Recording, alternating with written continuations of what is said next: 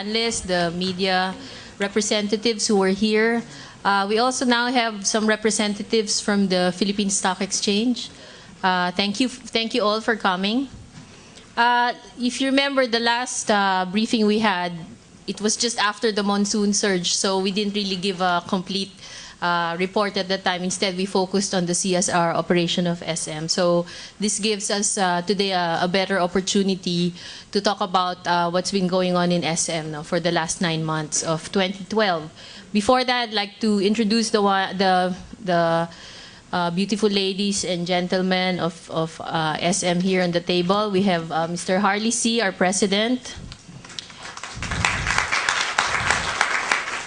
We have a very liquid CFO again after his $500 million issue, Mr. Shaw, our CFO. And recently voted as one of the best CFOs, Mr. Jeffrey Lim. And Senior Vice President for Department Stores, Ms. Chelo Monasterio. And we have the President for SM Hypermarkets, Mr. Robert Cui. And then we also have Ms. Rose Qua, President of SM Development Corporation. We have Ray Villar, Executive Vice President for SM Hotels and Conventions Corporation. Mr. Chito Reyes, SVP for Investor Relations for BDO. Okay, just to go on with the presentation, as you know, these are the core businesses of SM, no? So I'll be discussing their performance in the last 9 months. But first, on a consolidated basis, SM's revenues increased by 13.4 in the first 9 months of 2012 to 157.9 billion.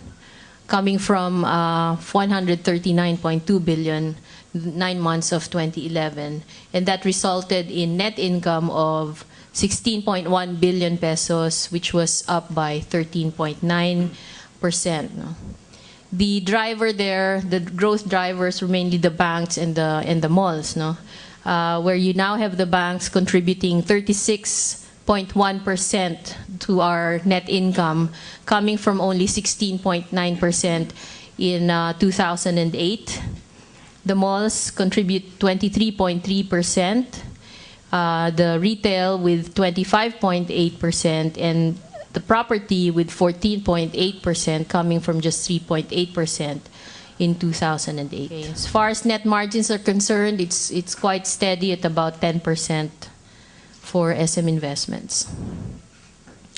And then for total assets, that increased by 36%. As I mentioned earlier, we did a $500 million straight bond issue priced at 4.25% over a 7-year period. No, it's fixed over 7 years. And in addition to that, we also issued this year a convertible bond worth $250 million. A retail bond worth 15 billion, and then we also had an equity placement, a rather small equity placement, which was about 150 million. So put together, plus the earnings that are being booked now, the assets increased quite substantially this year. Net debt to equity ratio still very conservative at 36% as of the 9 months, and ROE is about 14%. Now, for our retail operations, for the first 9 months, their sales grew by 8.7%. As you know, our retail is comprised of the food and non-food businesses of SM. And their net income grew by 6.7% to 4.1 billion pesos. For the period, they added 25 new stores for a total of 193 stores nationwide. So far, they have 46 department stores, which increased by 5 stores, 37 supermarkets, which increased by 4, 76 Save Mores, with an increase of about 12 stores, and 34 hypermarkets, which increased by 4 stores. In the mall operation, for the first 9 months, their consolidated revenues increased by 15% to 22 billion pesos. And their net income increased by 15% to 7.4 billion pesos. They now have a total of 50 malls, both in the Philippines and China. So just in terms of statistics, in the Philippines, you can see that the base is really large already. Of course, we started, or SM Prime started in the Philippines back in, since 26 years ago or something like that. So in terms of GFA, they now have 5.5 million square meters. And in China, there's a buildup of space. And this is the new frontier for SM Prime, where they have 0.6 million square meters. They deal with about 14,000 tenants in the Philippines, and in China, about 1,500 tenants. And in terms of the foot traffic, you can see that, we're really serving millions here. In China, we're moving there, and it won't be long before millions will be patronizing SM in China as well. In terms of revenues, you can see that the growth has been very good, with increasing momentum for SM Prime, and there's an increasing contribution as well from China. In terms of margins, it's steady at about 33% overall. In terms of ROE, that has increased from 14% to 15%. This is the breakdown of their malls in the Philippines, and as you can see, 46% of their GFA is still within Metro Manila, although that's coming down. It used to be above 50% because of the build-up of malls in the regions, especially down in the Visayas and Mindanao, where they now have 4 in the Visayas and 4 in Mindanao. The expansion this year happened in General Santos, in Lanang, and in Cebu, Consolacion. That's the second mall in Cebu, second mall in Davao, and the first mall in General Santos. And the total GFA there is 429,000 square meters. This is a large size. Okay, if you compare 429,000 square meters, that's the same, almost the same size as SM North EDSA. So it's like they're building one big mall every year. But in terms of growth, of course, because the base is large, the growth is becoming smaller. But they continue to grow at at a fast pace. In China, they already have Xiamen, Jinjiang, Chengdu, and Suzhou. These are all doing very well. Of course, Suzhou is still, in the incubation stage. However, on the average in China, they have now an average occupancy of about 96%. And revenues increased by 27%, and net income after tax increased by 56%. So very strong numbers in China now. And we've discussed this before, but just to refresh your memory, the expansion program in China is basically 1 mall per year. They will be opening Chongqing this year, closer to December. And that will have 150,000 square meters.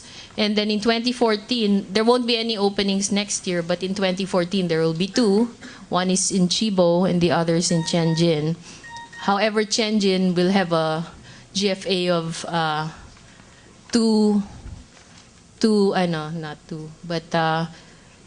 something that's bigger than Mall of Asia. Mall of Asia is 405,000 square meters. Tianjin is 100,000 square meters more. And that will bring their number to 7 by 2014. For the banks, we can only discuss BDO at this point because China Bank hasn't released their results. So BDO, as you already know, they've reported their income, and it increased by 38% to 10.5 billion pesos.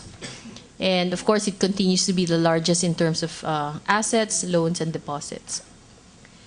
So in terms of net interest income, because of the low interest rate environment and continuing declines on policy rates, net interest income continues to be very modest in terms of growth, even if gross customer loans increases by double digits now for BDO. However, they're making up for it through other income, which increased by 23% to 18.9 billion pesos. Net income increased by 38% to 10.5 billion. NPL is lower at 3.1%, coming from 3.9%, and ROE is relatively flat at 11.3%. For the property group, their 9 months revenues increased by 36%, and net income increased by 11% to 4.2 billion pesos. These are the legs of SM Land. You have residential, commercial, and leisure. For the listed entity, sorry, not yet, but this is the revenue or net income profile of SM Land, where majority of its income continues to come from residential development. Their net margin is currently at around 22%. And then for the listed residential arm, you have SM Development Corporation, which is the the biggest arm of SM Land. Their real estate revenues increased by 42.7%, and net income increased by 5.7 to 3.3 billion pesos. Their net income from real estate is up 3% to 3.1 billion pesos, for a net margin of 20%. In terms of projects, they have completed 4 projects, and they have 14 ongoing, and 3 are upcoming this year. So far, they've made available 48,892 units, and have sold 81% of that. Okay. They have a land bank of 137 hectares to date.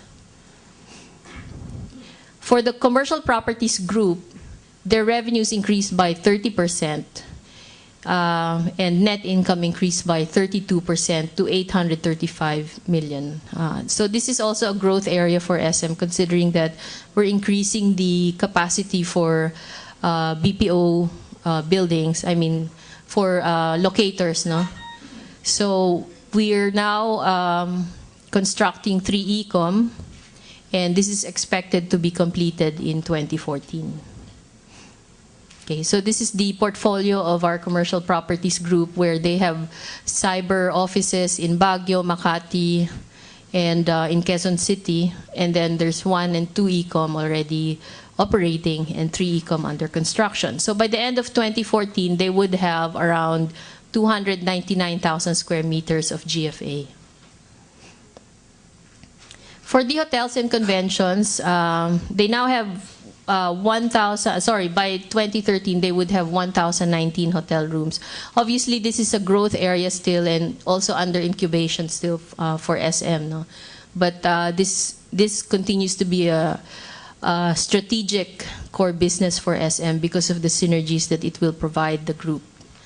And we have 24,000 square meters of leasable convention and exhibit space.